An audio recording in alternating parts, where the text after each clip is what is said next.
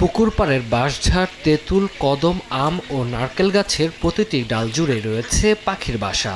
কোথাও সাদা বকের ঝাঁক, কোথাও কালো পানকৌড়ির দল। ছানাদের কিচিরমিচির আর পাখিদের অবিরাম উড়াউড়িতে পুরো এলাকা জুড়ে সৃষ্টি হয়েছে এক অপূর্ব প্রাকৃতিক পরিবেশ।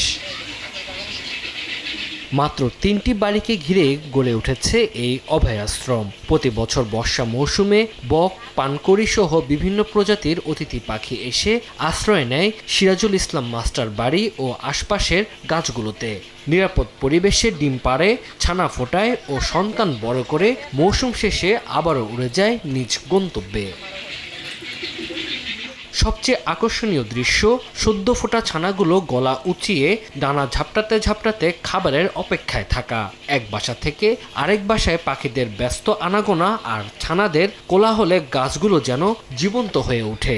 এই অনন্য দৃশ্য দেখতে প্রতিদিনই আশপাশের বিভিন্ন এলাকা থেকে দর্শনার্থীরা ভিড় করছেন। AKS অর্জন করলো গিনেস ওয়ার্ল্ড রেকর্ডস। AKS পাখিগুলো এখানে আসাতে একটা সৌন্দর্য বা অনেকে আমাদের বাচ্চারা সহ দেখে অনেক আনন্দ পায়। এই পাখিগুলো দেখতে আসে বিভিন্ন জায়গা থেকে। তো এই কারণে আমি সকলকে অনুরোধ করব, আমাদের এই অতিথি পাখিগুলোকে মেহমান হিসাবে আমরা এগুলোকে দেখে শুনে রাখবো। আমাদের দায়িত্ব এই পাখিগুলোকে রক্ষা করা। এখানে 10 থেকে 12 বছর যাবত ওরা এখানে আশ্রয় হিসাবে আছে। আবার মাঝখানে চলে যায়, আবার কিন্তু ফিরে আসে।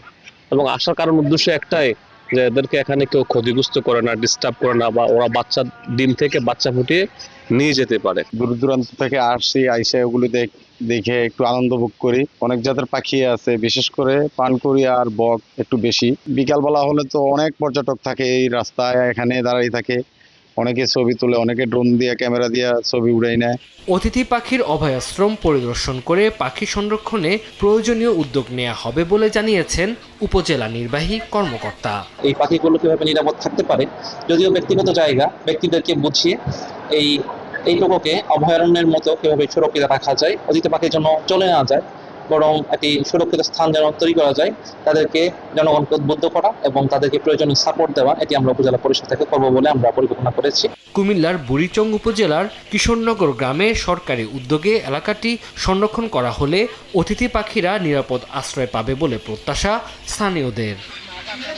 সময় সংবাদ, কুমিল্লা।